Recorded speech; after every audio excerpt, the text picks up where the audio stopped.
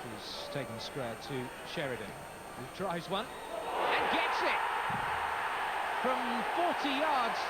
Darren Sheridan has given Wigan the lead. Extraordinary. This is Stuart Barlow. He's got away from Pethick and he scored. Well, he just waltzed away from Robbie Pethick.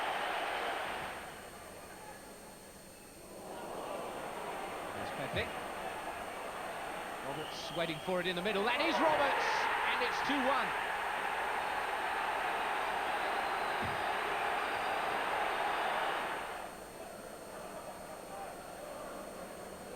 Pethick. And the Weaver's way in. Roberts. Henrice.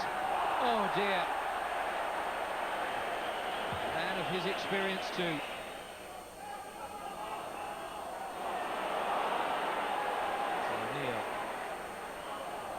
With the interception, but this is Howarth. What a way to finish. Notts County's unbeaten record is still intact as their meeting with struggling Blackpool went to form. For County boss Sam Allardyce, there was the satisfaction of victory against his former club. Craig Ramage had the time and space to head County in front. With 15 minutes left, Blackpool, without a point away from home, were on level terms. Clark Carlisle smashed in the equaliser, his second goal in 2 games. The Tangerines' hopes of taking a point didn't last, and County's winning goal owed much to the persistence of Dwayne Darby. His centre was met by Mark Stallard.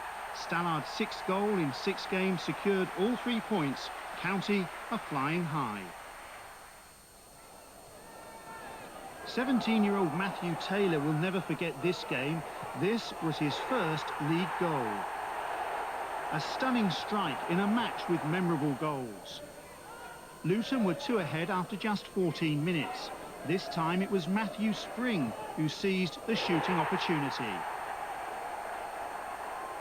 Wrexham had a player dismissed for the 4th time this season. Phil Hardy sent off late in the game, though Ian Stevens' excellent finish kept Brian Flynn's side in the match. All the goals came in the first half, and after failing at the 6 previous attempts, Luton manager Lenny Lawrence finally notched up a victory over Wrexham. Liam George danced his way through for Luton's his third of the season. Wrexham's best efforts to hit back were pushed away by Tanny Abbey. The Luton keeper's form only added to the frustration of the visitors. There were more than 13,000 at Deepdale for the North West derby. Neither side could produce a goal. Burnley boss Stan Ternant was satisfied with a point. One of the few decent openings was carved out by Graham Branch. Preston's Finnish keeper Tepi Moilanen with the save.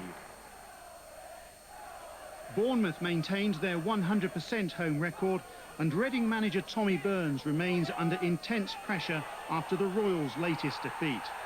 It started well enough for Reading at Dean Court as they were awarded an early penalty for the challenge on Nicky Forster. Darren Caskey dispatched the spot kick past goalkeeper Mark Ovendale. But Reading then hit the self-destruct button, scoring 2 own goals, the first from the outstretched leg of Peter Grant. Mel Machin's side took the lead when Steve Robinson laid the ball back for Richard Hughes to beat goalkeeper Scott Howie from 20 yards. Reading chairman John Medeski has made it clear that he's not satisfied with his club's position, and the manner in which Reading conceded possession and then Chris Casper headed through his own goal certainly hasn't strengthened his manager's hand. Caskey was unfortunate with a free kick, and to complete a miserable trip to the coast, Reading also had defender Barry Hunter sent off. Kyle Lightbourne was Stoke's match winner at Chesterfield. His first came 5 minutes after the break. Manager Gary Megson acclaimed Stoke's second half display as the best his side has produced during his time at the club. Lightbourne settled the contest right at the end. His precise lob over goalkeeper Andy Leaning keeps Stoke in touch with the division's front runners. But Chesterfield's John Duncan remains optimistic. I think the players have done well over this season so far. They've really worked hard, and today was no exception. I just felt maybe a little bit over-indulgent in certain areas, and if we can just turn that into a positive for being more incisive, then we'll be okay. Wycombe manager Lawrie Sanchez described his side's first-half performance as the worst of the season so far. Birmingham and Reading Old Boys, Andy Legg with the centre and Jason Bowen with the finish, gave Cardiff the lead. The travelling fans were only celebrating for 6 minutes.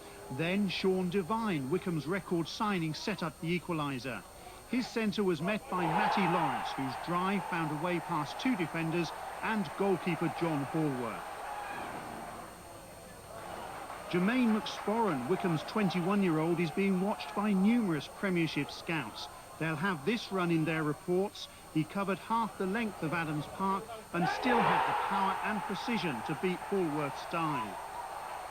Sanchez was delighted with Wycombe's second-half performance, and their approach play again unhinged Cardiff.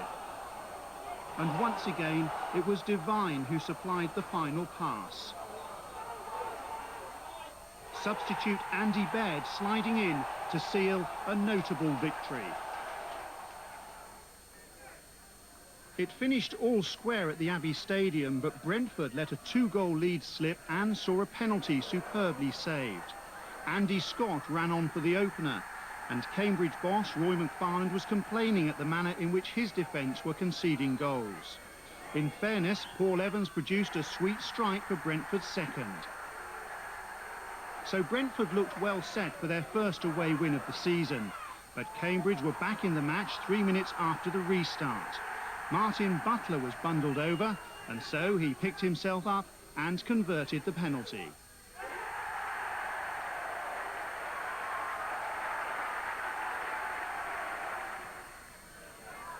The West London side then had an opportunity to re-establish a 2-goal advantage, the afternoon's second penalty. Evans stepped forward, but Cambridge keeper Arjen van Houston produced a wonderful stop. It kept his side in the contest. Trevor Benjamin's shot then took a wicked deflection off Martin Rowlands and sailed into the top corner. Benjamin wasn't complaining, it finished 2 apiece. Gillingham recorded their second successive victory and left the Manor Ground crowd with a goal to savour. The Gills led after Jamie Lambert conceded a penalty. Nicky Southall blasted his spot kick past Paul London, and the Gills appeared to be heading for victory by the solitary goal. In 90th minute, Manny Omoyimni raced from the halfway line to score a marvellous solo goal. The Nigerian-born striker is on a month's loan with Gillingham from West Ham. It was an exquisite finish. There was still time for Oxford to score a consolation. A deep centre from the left had Gills keeper Vince Bartram flailing, and Jamie Cook fired home. For Oxford, it was too little, too late. No goals at Ashton Gate, where City defenders Lewis Carey and Gerard Lavin both needed stitches to serious head injuries. City had the best chances, but Millwall keeper Tony Warner was in top form. Disappointing fare at Layer Road, although Lee Hodges had plenty to smile about. Hodges scored his first goal since his £100,000 signing from West Ham to secure 3 valuable points for Scunthorpe. There was relief around Boundary Park as Oldham collected their first points of the season at the expense of neighbours and rivals Bury. Oldham's first was an absolute cracker. Mark Allett, the scorer. Oldham boss Andy Ritchie was delighted with his side's performance and remains convinced they can rise up the league. The second goal was tucked away by Lee Duxbury. The final score there, Oldham 2, Bury 0. Bristol Rovers slipped from top spot, replaced by pre-season title favourites Wigan. Burnley also dropped back after their draw at Preston, leapfrogged on goal difference by Notts County and Luton, who both won. Oldham have points on the board at last, but they're not yet off the bottom. They're reeling in Reading, now only a point ahead, along with Millwall, who played one less. Scunthorpe jumped 5 places thanks to their victory at Colchester.